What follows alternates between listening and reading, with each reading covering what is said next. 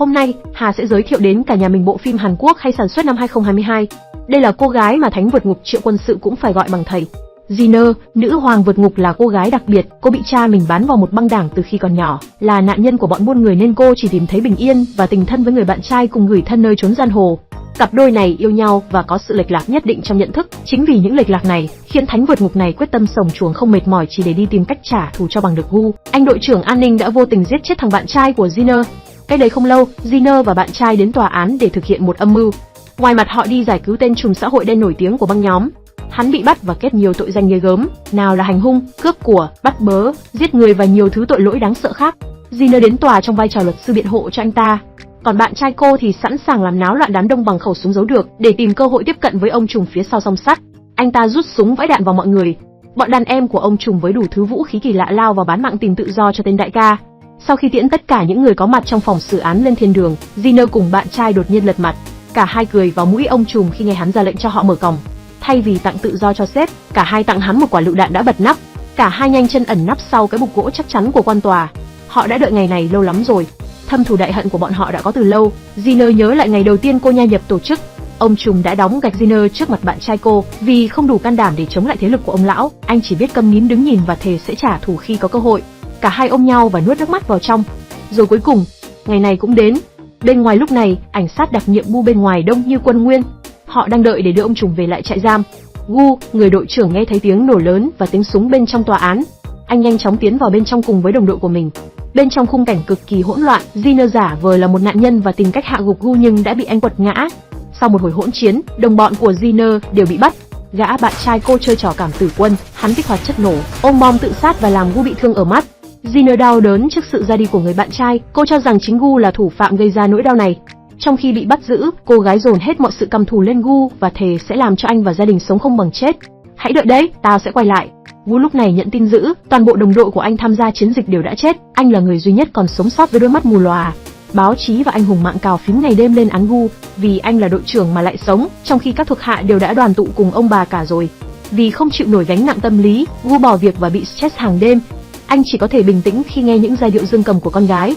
Thời gian dần trôi như một liệu pháp giúp chữa lành vết thương lòng trong anh. Gu bắt đầu tìm được sự cân bằng trong cuộc sống và phát hiện ra năng lực đặc biệt của bản thân. Từ sau khi mất thị giác, thính giác của Gu cực nhạy. Anh có thể bắt được chính xác những quả bóng đang lao về phía mình.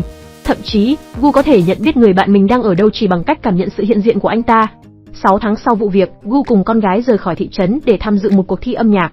Jinner lúc này đang ở trong tủ âm thầm chờ cơ hội để vượt thoát ra ngoài. Sau cái chết của trùm cha, trùm con tức là con của ông trùm muốn trả thù cho cha, hắn tung tiền mua chùa quản ngục để chuyển Jinner đến địa bàn của hắn. Biết được âm mưu thâm hiểm trên, Jinner kiên quyết từ chối ký vào quyết định chuyển ngục. Lúc này, Sia đi cùng cha cô đến buổi giao hưởng nhưng cô đã bị một nhóm lạ mặt bắt đi khi ở phía bên trong hậu trường. Ngồi bên dưới khán đài, Gu không nghe thấy tiếng đàn quen thuộc của con mình. Ông lập tức gọi điện cho con gái và chỉ nghe thấy tiếng la hét thất thanh ở đầu dây bên kia. Gu gọi điện thông báo cho cảnh sát về sự biến mất đột ngột của con gái. Vài giờ sau, cảnh sát thông báo với Gu, họ đã tìm thấy cơ thể của Sia. Bên cảnh sát kết luận, Sia đã bị tấn công bằng axit và khuôn mặt hiện đã biến dạng nhưng trên người cô vẫn còn giấy tờ tùy thân đủ để nhận diện. Gu sờ vào các đầu ngón tay của cô gái và khẳng định cô không phải con ông. Sia là người chơi đàn dương cầm nhiều năm, chính vì thế các đầu ngón tay của cô ấy đều bị chai, nhưng cô gái này thì không như vậy. Mặc dù người cha đã ra sức giải thích nhưng bên cảnh sát vẫn không tin. Họ khẳng định cơ thể bên sông này là của Sia. Móa nó, vừa ngu vừa lì, nói hỏi mà cứ không nghe. Gu giận quá đã bổ nhào vào choảng nhau với đám cảnh sát. Vụ việc được đưa tin trên khắp cả nước. Jinner lúc này ở trong tù hay tin. Cô ả mỉm cười sung sướng trên sự đau khổ của Gu, người mà cô ta cho rằng là kẻ thù không đội trời chung với mình. Jinner phát hiện ra, nếu cô đồng ý chuyển tù thì trên đường di chuyển sẽ đi qua nơi mà Gu đang ở. Jinner quyết định đồng ý chuyển trại giam. Dù đã bị đeo cái dọ như dọ chó, nhìn như ông bác sĩ ăn thịt người trong phim Sự im lặng của bầy cừu, với hàng tá xiềng xích trên người. Cai ngục đông nghịt vậy mà Jinner vẫn thành công cướp súng của cảnh sát, thành công vượt thoát trong chưa đầy 1 phút, đúng thật như phim. Thực tế đâu có dễ vậy cưng, có mà siêu nhân mới thoát nổi cái đống xiềng cổ kia. Khi hay tin Jinner đã vượt ngục thành công trước khi được đưa tới địa bàn của mình, trùng con tức giận hóa kiếp cho mấy tên đàn em vô dụng. Hắn ra lệnh cho bọn đàn em tổng lực truy lùng Jinner, còn Jinner thì lại truy lùng Gu. Gu lại đang tìm kẻ bắt cóc con gái mình và kẻ đó không ai khác lại chính là tổ chức của tên trùng con. Cuộc rượt đuổi kỳ lạ này thật trớ trêu. Ai cũng nghĩ mình là mèo nhưng hóa ra lại là chuột trong tầm ngắm của kẻ khác. Gu bị cảnh sát áp giải về sở cảnh sát và anh ta đã tìm cách trốn thoát. Nhận ra rằng chỉ có thể dựa vào sức mình để tìm con gái, Gu tấn công 2 cảnh sát và điều mà anh không ngờ tới là nữ cảnh sát tốt bụng cầm lái lại chính là Jinner. Thay vì giết Gu ngay lập tức, cô giả là một nữ cảnh sát tốt bụng và hứa sẽ giúp anh ta tìm con gái của mình. Lúc này, tung tích của Sear đã được tiết lộ. Con gái của Gu đang bị giam giữ cùng với nhiều cô gái khác trong một đường dây buôn người rộng khắp thế giới của chúng con. Sear vô tình trở thành món hàng của bọn ác nhân này. Họ livestream kiểu Lê Dương Bảo Lâm để bán các cô gái qua một trang web đen. Sear là cô gái có nhan sắc và tài năng xuất chúng nhất trong số các cô gái bị bắt đợt này. Vì thế cô thu hút sự chú ý của tên trùm. Hắn có ý định muốn giữ cô làm của riêng cho mình, hoặc nếu có bán thì cái giá cũng phải cực khủng thì mới đáng đồng tiền bát gạo. Từng là người trong tổ chức của ông trùm, Jinner đánh hơi được con gái Gu đã bị đồng bọn mình bắt giữ. Cô âm mưu muốn đưa Gu đến đó và để cho hai cha con họ gặp nhau rồi mới xử lý bọn họ theo cách của mình. Cả hai bàn bạc sẽ sử dụng Jinner làm mồi nhử để vào nơi mà các cô gái đang bị giam giữ. Họ đến một tụ điểm ăn chơi và giả vờ bán Jinner cho tổ chức kia. Nhìn ngoại hình cô gái, họ có vẻ hài lòng. Nhưng phút cuối, bọn người kia đã tấn công Gu vì nghi ngờ Gu đến với mục đích xấu. Lão bà hiện nguyên hình yêu tinh ôm cây súng to đùng định bắn Gu. Bằng trực giác nhạy bén, anh nhanh chóng né được làn đạn.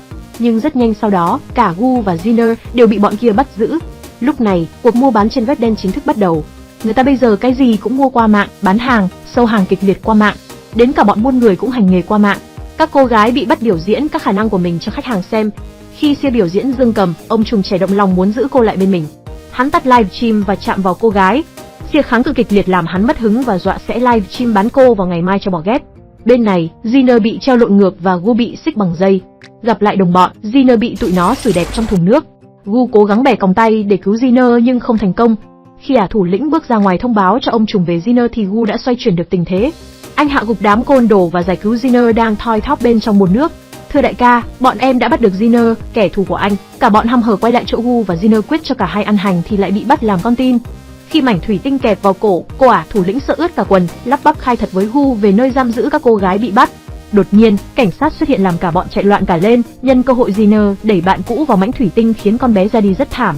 Gu cùng Jinner chạy về căn nhà của Jinner, đây là nhà của tay cảnh sát mà Riner đã giết khi cô cố trốn thoát khỏi nhà tù. Gu vẫn không mảy may nghi ngờ gì về thân phận của Jinner. Biết được Jinner đã trốn thoát, tay trùm trẻ cử đàn em thân tín đến tiêu diệt cô gái. Lúc này, Gu và Jinner đã đặt bẫy quanh nhà. Khi bọn du côn xông vào, bình gas nổ tung, giết chết một nửa nhóm côn đồ.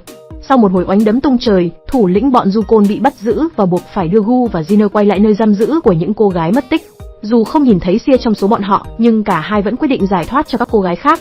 Gu cho rằng có thể con gái đang bị giam giữ ở một nơi khác chưa được bán hoặc có thể đã bị bán đi mất rồi. Về lại căn hộ của Jinner, Gu chĩa mũi dao về phía cô. Từ lâu anh đã nghi ngờ cô gái vì ngửi thấy mùi thối giữa bên trong căn hộ của Jinner. Cô là ai? Jinner mỉm cười và lặp lại những từ mà cô nói sau khi gã bạn trai chết tại tòa án. Gu đã nhận ra Jinner, người phụ nữ điên khùng anh gặp ở tòa án trước đây. Đang căng như dây đàn, thì anh bạn cảnh sát của Gu đến chĩa súng vào Jinner. Cô gái nói với Gu cô là người duy nhất biết nơi giam giữ của con gái ông.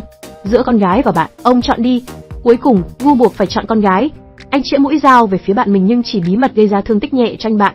Jinner tưởng người đàn ông kia đã chết. Cô kể cho Gu nghe về tuổi thơ của mình, nơi cô bị cha mình bán cho một băng đảng.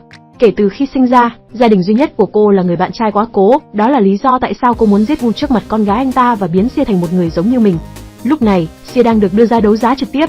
Jinner và Gu đến rất ngầu trên một chiếc xe, rồi thành công dẫn dụ cả ổ ra ngoài. Gu ném cho con gái một quả banh, Sear nắm chặt banh và tin tưởng cha sẽ quay lại cứu mình. Tay chủ muốn chắc ăn, hắn cài bom lên người cô gái. Nhân lúc mất điện, Gu và Jinner thành công vào lại bên trong bắn chết ông trùm trẻ và giải cứu Sear. Jinner treo ngược Sear bằng một sợi dây xích và bắt Gu đoán vị trí chính xác của Sear. Nếu không Sear sẽ chết. Sear ném quả bóng về phái cha mình giúp Gu đoán biết chính xác vị trí của cô ấy. Một tay giải thoát cho con, một tay Gu bắn gục Jinner, hay cho anh đặc công mù thiện nghệ. Lúc này, quả bom trên người Sear sắp nổ. May mắn đã mỉm cười với hai cha con khi người bạn của Gu chỉ bị thương nhẹ. Anh đến kịp đưa cho Gu thiết bị gỡ bom. Cuối cùng, những người tốt đều được cứu. Cuối phim, Gu sộ khám ngồi tù vì những việc anh đã làm. Thì dù là anh rất tốt và chỉ là tự vệ thôi, nhưng mà anh đã giết người các bác ạ. Dù sao còn sống là tốt rồi. Gu nhỉ, có vẻ như con gái anh và thằng bạn già nó yêu nhau. Vậy cũng được, miễn sao có đứa thay Gu chăm sóc cho con gái cũng là tốt rồi. Tóm tắt đến đây là hết. Cảm ơn anh chị em, cô, dì, chú bác đã ghé thăm tệ xá nhà em. Chúc cả nhà cuối tuần vui vẻ. Xin chào và hẹn gặp lại. Bye bye.